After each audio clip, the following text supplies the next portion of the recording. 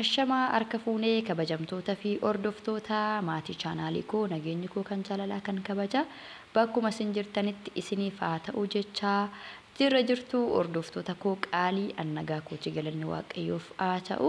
Egaan har'as viidiyoo bareedduu wayii isiniif qabadhee dhufeetan jira. Osoo gara viidiyoo kiyya guyyaa har'aatti isinin dabarsin duratti warroonni chaanaala koof aaraa taatanii chaanaalii koo subscribe naa gochuudhaan maatii kiyyatti dabalama.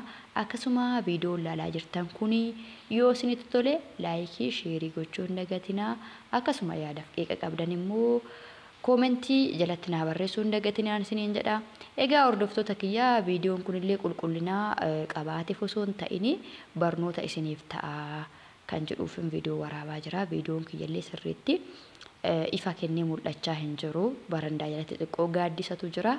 Ala saammoo foonaa keessa yoo argitan immoo aduutu jira. Kanaan wal qabatee qulqullinni viidiyoo baay'ee isaa gadi bu'eera. Kanaaf immoo ijaaf qalbiirraa na hambisaa gara fuula duraatti viidiyoo sirreessaa fooyyessaan deeman isiniin jedha hordoftoota koo qaalii. Egaa hordoftoota kiyyaa isinirraa badeetan jira. Viidiyoo waraabaa hin jiru. Sababiin isaa xiqqoo gara biyyaa waan hangalee fi amman haala tokko mimmijeeffadhutti viidiyoo waraabuun natti hin tolle. Kanumatti isinirraa badee amma immoo waaqayyoonis na gargaara viidiyoo babbareedduu viidiyoo haala nama hawwatan isiniifan hojjedha jedhee abdii qaba. Egaa hordoftoota kiyyaa kan ilaalaa jirtan kuni boonidha. Viidiyoo keessatti boonidha kan ilaalaa jirtani. Booniin maal hojjetti yoo jettanii jalqaba irratti waa'ee hojii koosoon isinitti himne duratti ani ergan biyya galee kunoo reefu ji'a guuta jechuudha. Jiini koo guyyaadhuma 4 wayii tafa. Egaa hordoftootaaf kabajamtoota koo namoonni baay'een booniin waan biyya hin galletti assaabaa jirtu. Ani garuu dan biyya galee kunoo jiini koo guyyaa 3 yookiin guyyaa 2tu naafa. Egaa hordoftoota kiyya kana gidduutti immoo booniin maal hojjetti maal suuraa jirti jechuun keessan immoo waanuma noollee viidiyoo yeroo argitani.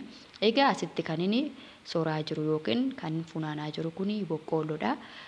Kaameraan garuu sirriitti ifa godhee isinitti hin mul'isne akkuma isinitti hime barandaan keessa gaaddisaa allisaa aduu waan ta'eef viidiyoo asii achi jana waraabu cirrirri gochuu didee dukkaneessee isiniin jedha hordoftoota kiyya.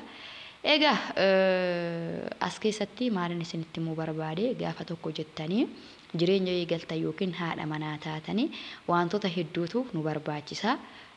Tokkoffaa haala manaa fakkeenyaaf biyya arabaarraa yeroo galletti mana keenya sirreeffachuun xiqqoo adeemsa keessa yoo ta'e malee mana sirreeffachuun qobaa'uu fi baay'ee tokko ulfaata. Yeroo kanatti garuu otoo nama argatanii gaariidha. Ani immoo ammaaf hordoftoota koo qobaa kooti jechuudha. Kan mana koo keessa gibbii koo keessa hojjechaa jiru namallee barbaade argachuu hin dandeenye. Maaliifin xiqqoo keessattuyyuu maatirraa fagaattanii magaalarraa yoo jiraattanii baay'ee ulfaata jechuudha. Qobaa keessanii baay'ee tokko ulfaata. Egaa namma asitti kan argaa jirtanii boqqoolloo keessaa suuraa jira. Akkasuma bu'aa waan qabuuf gabaarraa bitamee waan jiruuf xiqqoo harkaan illee funaanaa jira hordoftoota kiyya. Kanaaf egaa maal isiniin jechuun barbaade yeroo gara alarraa biyya arabaatii gara biyya keessaa yeroo deebitanii waan hundattuu cakkaanyii ta'uu qabdu. Hojiin illee cakkaanyii ta'uu qabdu. Yeroo tokko hojiin duratti beenyullee nurkaa baduu danda'a, irraanfachuu dandeenya. Fakkeenyaaf waggaa 5 waggaa 6 sanaa ol turuu waan dandeenyuu fi hojiin tokko nurkaa baduu danda'a. Kanaafi kana irratti illee hordoftoota fi kabajamtoota keenya cakkanuun barbaachisaadha isiniin jedha. Hojii tokko yeroo mana keessanitti deebitanii haala mana keessanii waan tokko sirreessitanii ofcoo dhaqachuu jira. Absiitii anamma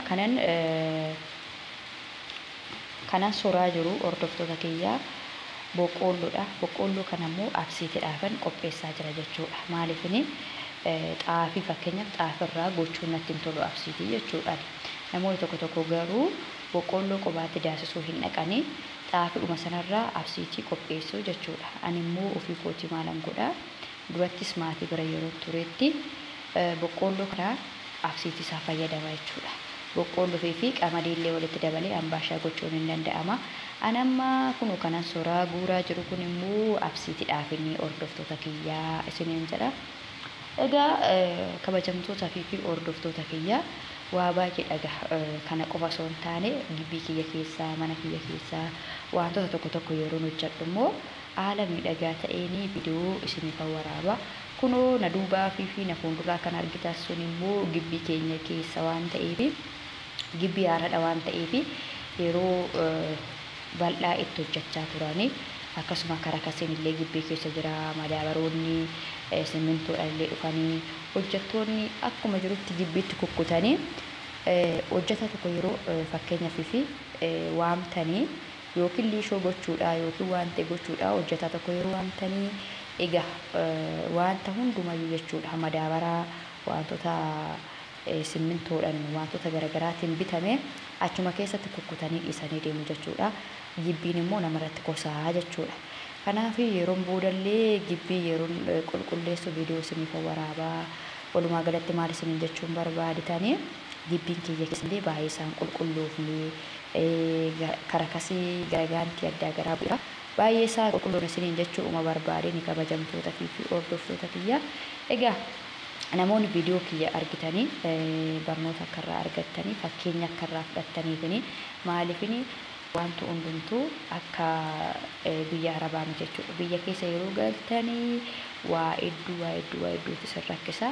Akkasuma immoo cakkaanii ta'uu qabdu jechuudha. Inuma namatti ulfaata wantoonni garaagaraa garuu haala mana keessanii keessatti immoo isini malee namni bakka bu'ee isin hojjetu hin jiru. Sararatanyaa tokko yookiin hojjettuu tokko yoo fiddanii bakka sirriitti yoo ta'e malee qobaashitu hin hojjettu jechuudha. Gargaartuun ammaa qobaan hojjettu qobaa isin gargaartu jechuudha. Fakkeenyaaf ati hojjettee haala mana keetii yoo itti agarsiistedha si ilaalte kan hojjettu malee dubbichi akka durii sanillee afee jira. Gargaartuu tokko galfattee mindaa kennitee akka barbaadetti illee hojjechiisuu hin dandeessu. Haalli biyya keenyaa jijjiiramee jira. Kun akkuma argitanii ofuma kootiif soraa jira, ofuma kootiif waan ta'e gochaa jira.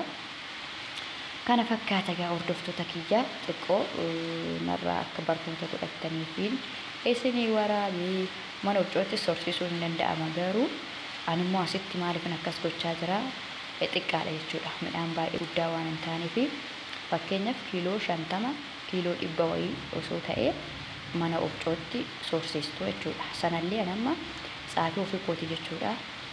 Mana hojjootti sorsiise maaliif soraasaa yeroo hedduu natti fudhata jedheetan jechuudha. Kun immoo waan xiqqaa waan ta'eef manuma keessatti ofuma keessanii yoo sorattanii baay'ee tokko bareedaa waan xiqqaa akkanaa immoo hojjechuullee iyyaatu.